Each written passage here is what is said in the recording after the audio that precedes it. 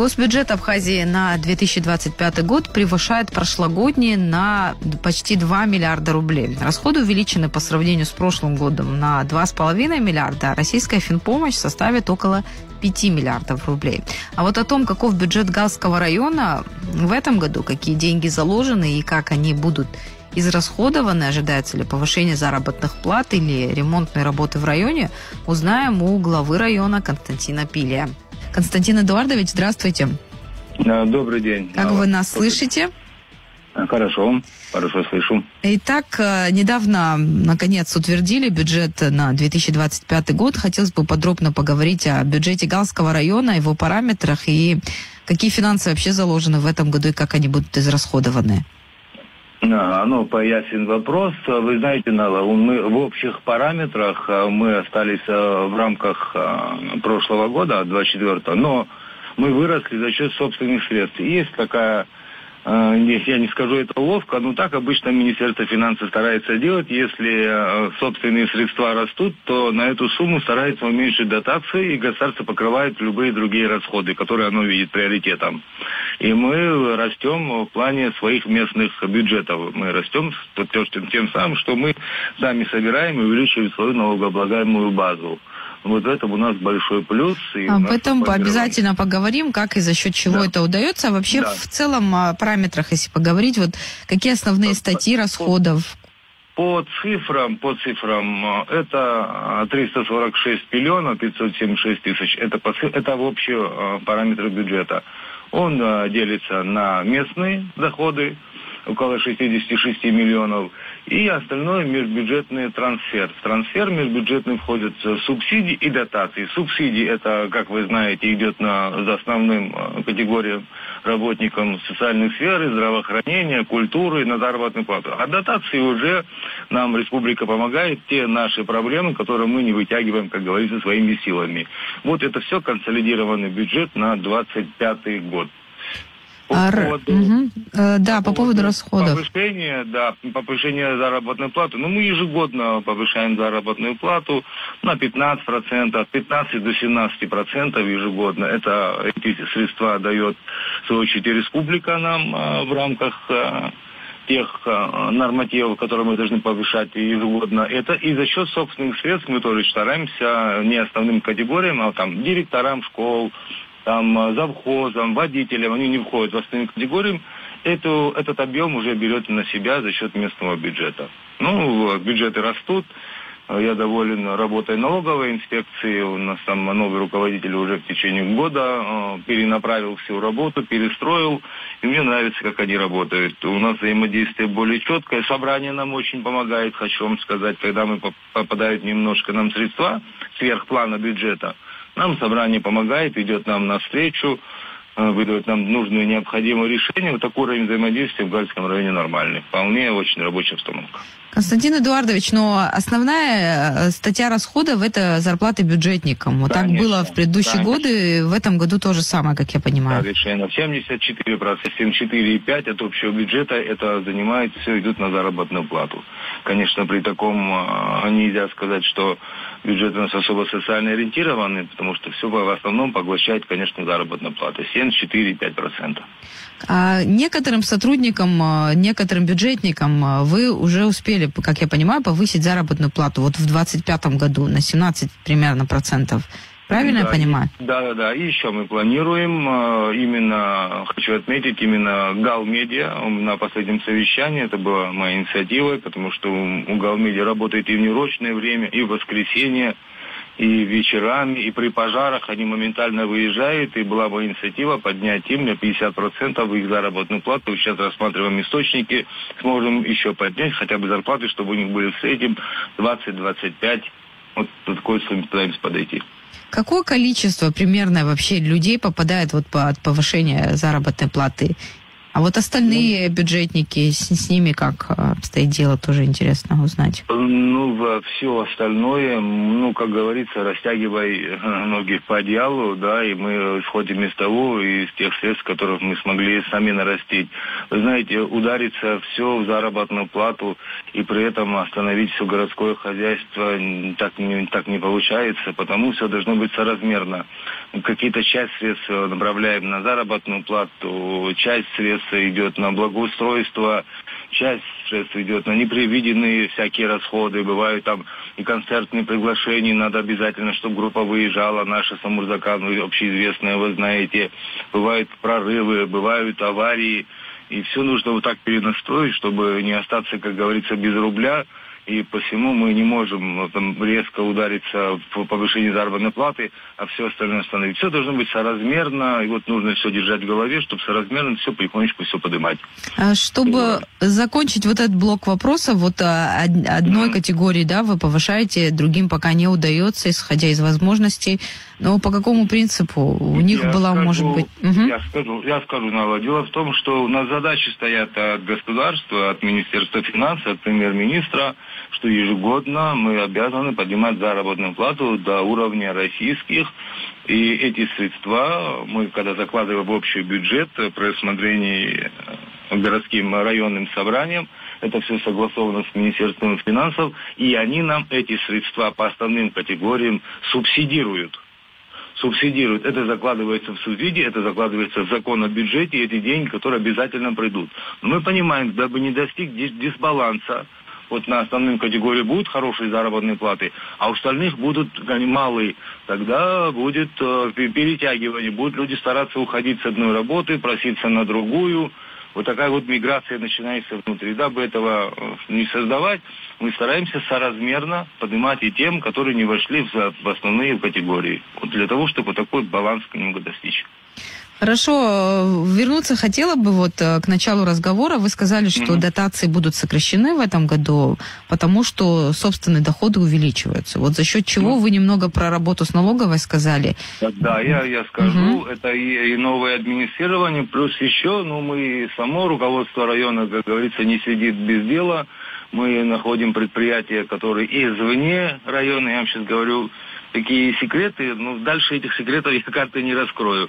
Есть некие организации, которые исполняют там свой функционал в других районах, но я уговариваю их встать на учет в Гальском районе, юридический адрес предлагаю всякие преференции будущего, и вот они, вставка на учет в Гальском районе, сюда начинают платить определенные виды налогов.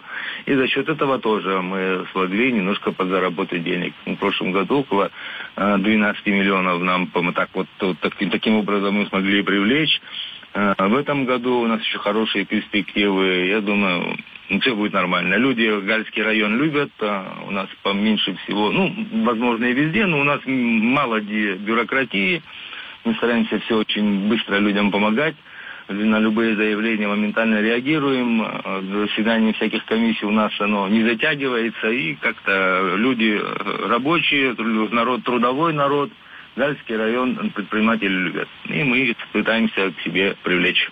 Вот это облегчить, конечно, снять эту бюрократическую нагрузку, это важно, но с другой стороны, такой четкий контроль за работой, он тоже важен. Тут важно не перегнуть палку, да, золотую середину.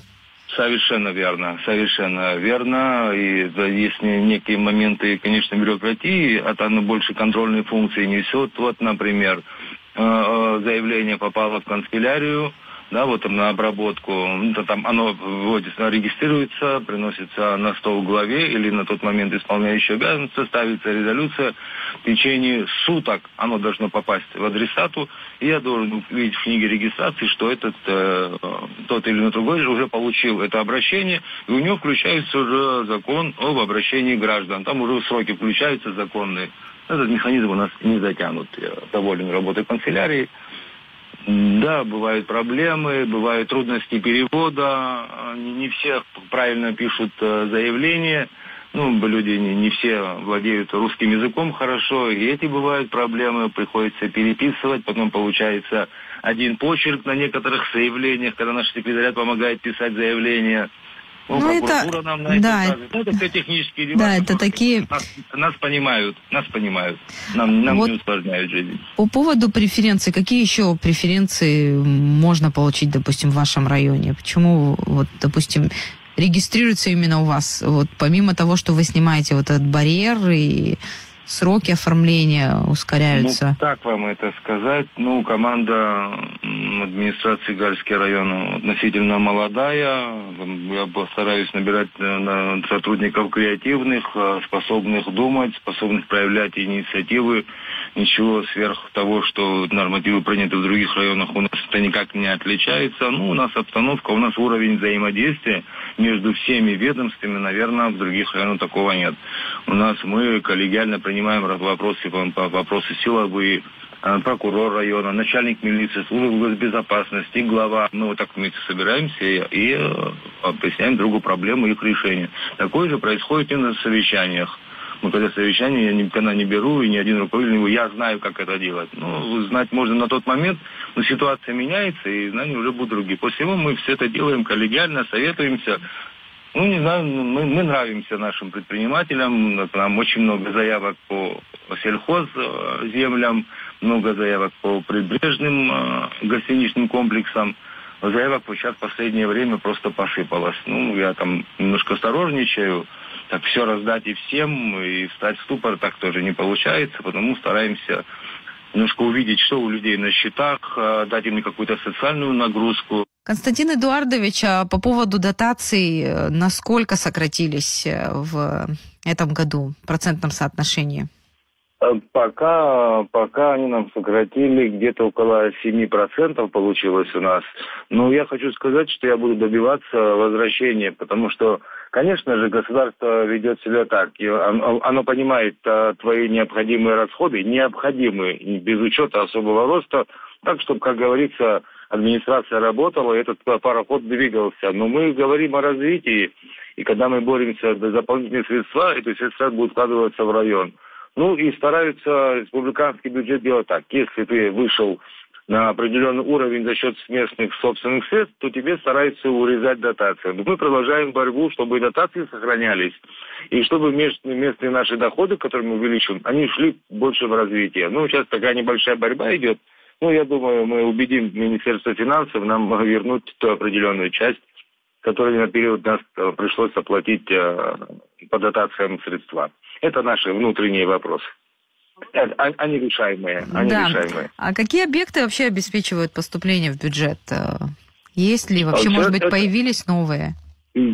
Да, конечно, ежедневно есть заявки людей, новые предприятия открываются. Вот сейчас у нас на рассмотрении было почти 15 объектов, около 12 у нас было по приватизации. Мы приватизировали, дали организациям приобрести, дабы частный бизнес все равно, когда у человека собственности, а он больше вкладывает и он намерен развивать. Когда оно стоит, и государство не может ничего делать, и как бы никому ничего, мы так не мыслим. Лучше отдать частные руки в нормальные хозяйствующие руки, где будет потом развиваться. Ну, состоит из всяких, из тех же налоговых платежей, и сборов, все это даже. Но я хочу вам сказать, что мы смогли сделать до 2024 год, и что мы планируем на 2025, если позволите. Да, конечно, интересно, вот особенно о планах, и подвести итоги тоже было бы правильно. Спасибо. Вот на 2024 год, вот мы когда планировали бюджет 2024 года, у нас было запланировано, я буду говорить о собственных средствах, у нас было запланировано доходы собственных средств 57 миллионов. В течение бюджетного 2024 года мы 2 раза шли на изменение бюджета с целью повышения, обращались в Министерство финансов, собрание поддержало. В итоге мы 2024 год бюджет завершили 67 миллионами собственных средств. Это значимые. Дотации, субсидии это дает государство, это не особо работа администрации. Работа администрации заключается в местном бюджете. Вот насколько вы смогли поднять местный бюджет, так и оценивается работа администрации. Вот мы смогли поднять, и в итоге мы год завершили с 2 повышениями на 108%. Но если брать по первоначальным планам, это было 135%. Мы увеличили наши доходы по сравнению с началом года и завершением, это было 135%. Что мы смогли за 2024 год сделать? мы смогли, вот вы помните, у нас была въездная стела, которая во время ДТП была разбита, погибли люди. Мы построили хорошую большую арку на въезде. Мы восстановили насосную станцию дополнительно. Вот у нас вода поступает самотеком, и во время засухи на определенные дни летом мы можем оставаться без воды. Мы восстановили насосную станцию, которая работает, и она со скважинами работает. Она не зависит уже ни от погодных условий, ни от дождей. Она резервная, будет поступать вода из скважин. Полностью восстановлена, подключена к системе.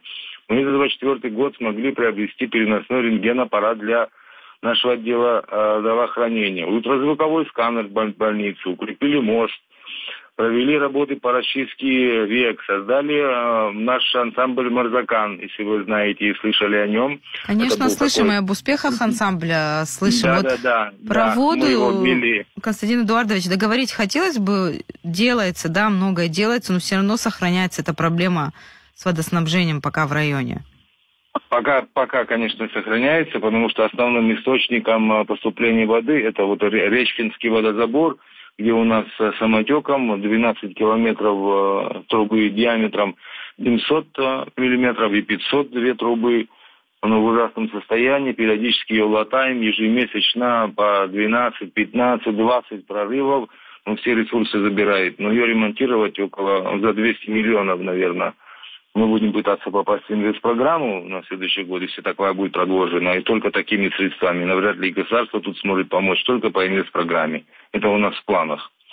А на 2025 год у нас на данный момент идут строительство спортивной площадки, идет восстановление опорной стены на посту Ингур. Мы там построили уборную, построили остановку. Сейчас мы ведем 9 памятников Великой Отечественной войны. Вот на данный момент восстанавливаются. Хотим успеть к 9 мая. Планы на 25 год большие. Надо 3 моста отремонтировать.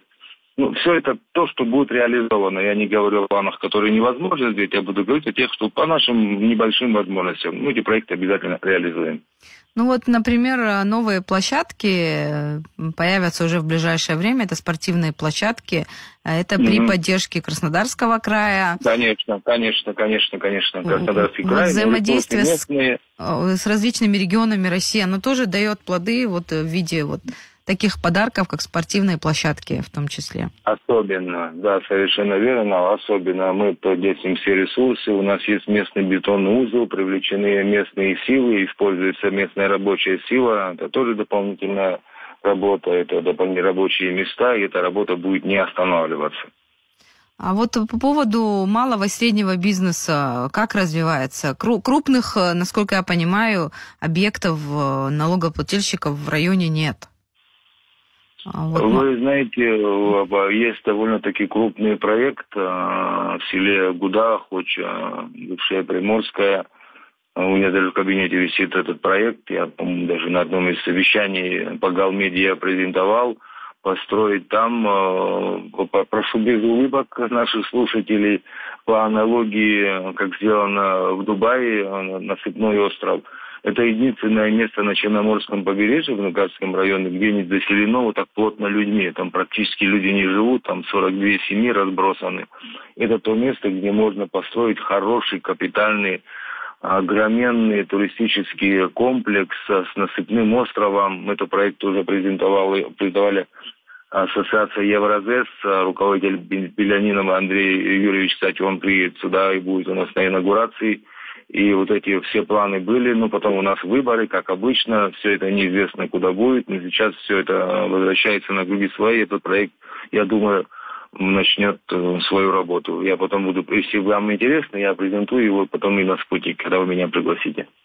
Да, конечно, интересно, и улыбаться, я думаю, не будут, потому что я сразу вспомнила проект в Лабре, виноградники и шато, которое уже стало таким центром притяжения для всего района, и туда приезжают не только местные жители, но и туристы, и такое уже образовывается вокруг него тоже такое интересное пространство, так что благодаря таким объектам целые районы будут развиваться, поэтому очень хочется, чтобы и в Галском районе что-то такое появилось.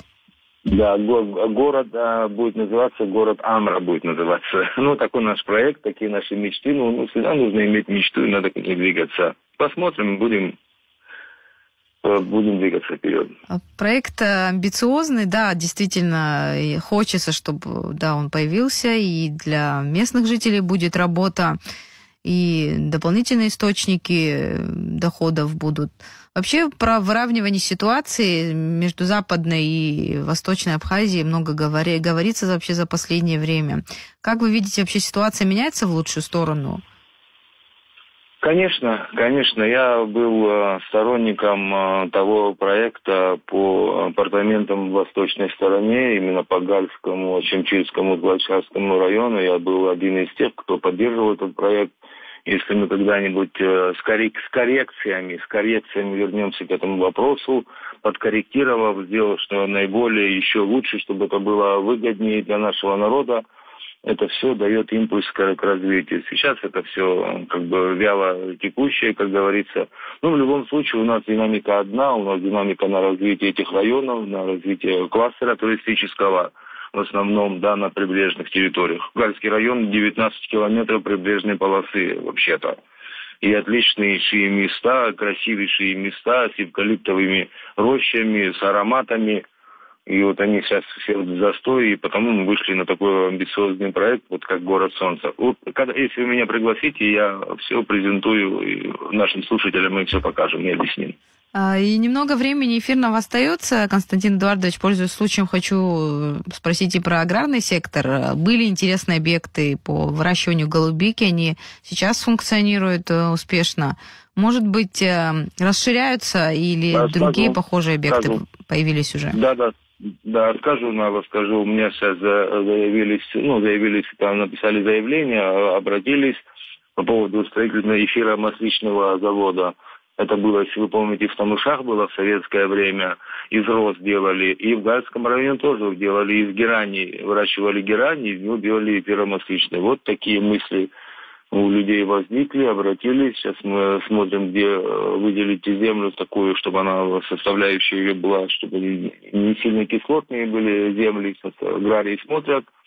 И будет строительство там вот такой завода по эфиру из эвкалипта. Эвкалиптовые питомники у нас заложили немало, и еще люди заявляются. Сейчас вот прямо бум выращивания эвкалипта, вот именно вот этого серебристого или пепельного, как его называют, он очень с ароматами. Вот идут люди, по виноградникам обращаются, по цитрусам обращаются. Ну, я думаю, сельское хозяйство это будет одно из локомотивов района. Тем более, что в Гальском районе, я повторяюсь, люди живут трудовые, не боящиеся работы, которые знают и умеют это дело. И потому у нас хорошие перспективы. И последнее, Константин Эдуардович, действительно работающие и очень ответственные жители Галского района, даже по оплате за электроэнергию, если посмотреть, что меньше всего должников в вашем районе. И есть программы поддержки малого бизнеса, малого и среднего бизнеса от Министерства экономики, от Минсельхоза. Вот в этих программах насколько активно жители вашего района участвуют? Да, я отвечу. Мы участвуем на равных. Нам спускают практически то же количество заявок от нас принимают, как и от других районов. Вот в прошлом году у нас было 9. Проект Минсельхоз профинансировал. Позапрошлым, если я не ошибаюсь, 11. В этом году уже 2 или 3 подано, времени мало. Я созванивался с Министерством сельского хозяйства, просили ускорить. Еще готовы принять у нас около 9 проектов. Все это проекты разноплановые по выращиванию сельхозкультур, касающиеся крупного рогатого скота, мелкого рогатого скота, рыбного производства. И эти все Минсельхоз у нас исправно финансируются, ежеквартально проверяют, как освоены были до этого средства. Эта работа ведется на равных со всеми районами, потому что там нареканий не вызывает. По тем возможностям, какое имеет государство. Константин Эдуардович, подводя итог нашего разговора, вот самая главная задача в этом году перед администрацией какая? Вот на чем будет сконцентрирована работа? Скажу, самое главное – это усилить коммунальную службу. Да, в Гальском районе, в городе чисто, но все это дается нелегко. Вот по ремонту труб, я вам сказал, каждый раз обращаюсь то в ИНГУРГЭС, то к нашим партнерам из Федеральной службы безопасности погрануправления, то за трактором, то за большой грузной техникой. Они, конечно, помогают.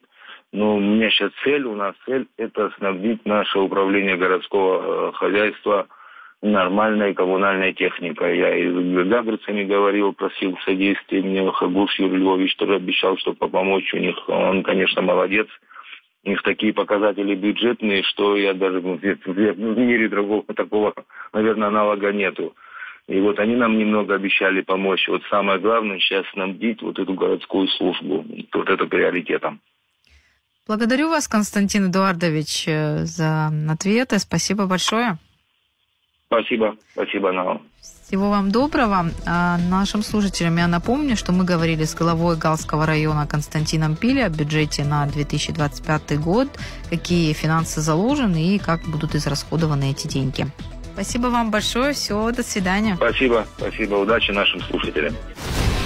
Главный четверг.